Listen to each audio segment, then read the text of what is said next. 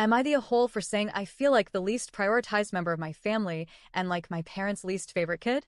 My family is made up of me, 16M, my sister Hannah, 15F, my brothers Connor, 13M, and Seth, 11M, my youngest sister Jade, 9F, and our parents, both 49. Out of my siblings, Connor and Jade have ADHD, and Seth has dyslexia. I understand that those conditions require extra patience, more appointments, and sometimes unique teaching approaches. I've never had a problem with that. I know they need the help. Hannah doesn't have any diagnosed learning differences, but she has something else my parents absolutely adore, a talent for horseback riding. She's good, like competition level good, and my parents have been incredibly supportive of that. They pay for lessons, shows, travel, gear, and everything else, without hesitation. Weekends often revolve around her schedule. The living room shelves are full of her ribbons and trophies, proudly displayed. I get it. She's their shining star, the one with an impressive thing that everyone can point to and say, look at what she's achieved. But when it comes to me, I don't really have anything like that, at least not anything they've chosen to value. My hobbies, my school struggles, my achievements, they never seem important enough to make me a priority. When I was younger, I found something I loved: gymnastics. I wasn't just okay at it, my coaches thought I had real potential. I felt strong, confident, and for once noticed. But after a while, my parents decided it was too much and pulled me out. No big conversation. No attempt to make it work. Just gone. Later, in middle school, I discovered carpentry. We had a class where you could build projects out of wood, and I fell in love with it instantly. I started making vases, boxes, little furniture pieces. It wasn't just fun, it was something I could pour myself into, something that felt mine. My teachers praised my work, and I started thinking maybe I could even do something with this in the future. But then my parents announced we were moving to a different school district. They told me I wouldn't be able to keep taking carpentry because it wouldn't fit with our new schedule. I later realized the truth.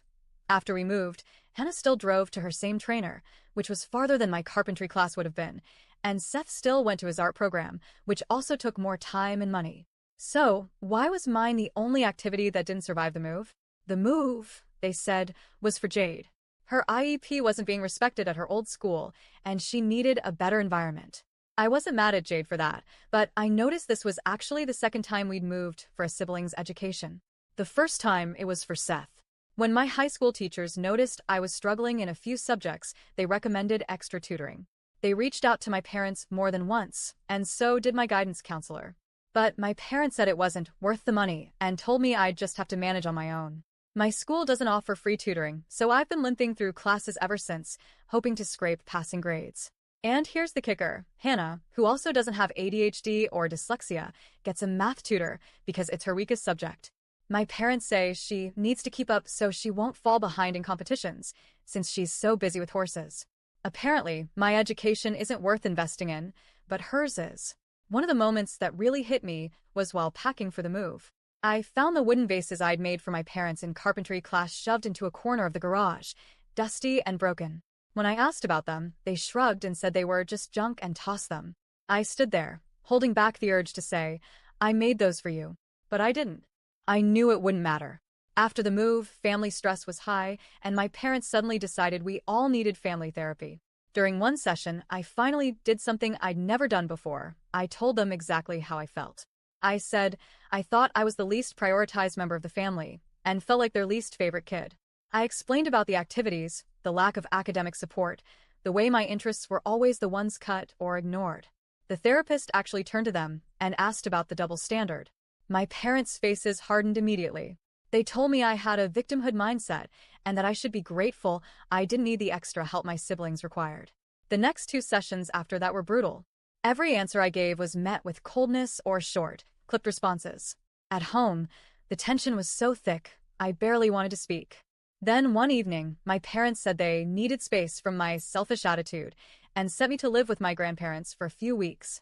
The therapist didn't approve, but they did it anyway, framing it as for the good of the family. At my grandparents' house, I kept replaying the therapy session in my head, wondering if I'd made a huge mistake by speaking up. Maybe if I'd stayed quiet, everything would be fine. I'd still feel invisible, but at least I wouldn't have been punished for saying so. But then another part of me thinks, why shouldn't I be allowed to say I feel hurt? Why is it selfish to want even a fraction of the support, attention, or encouragement my siblings get? I've spent years swallowing my feelings, pretending it's fine, telling myself that I just need to be more understanding. I love my siblings. None of this is their fault. But I can't shake the feeling that if I vanished tomorrow, my parents' lives wouldn't change much, except maybe it would make their schedules easier. So, am I the a-hole for telling my parents I feel like the least prioritized and their least favorite kid?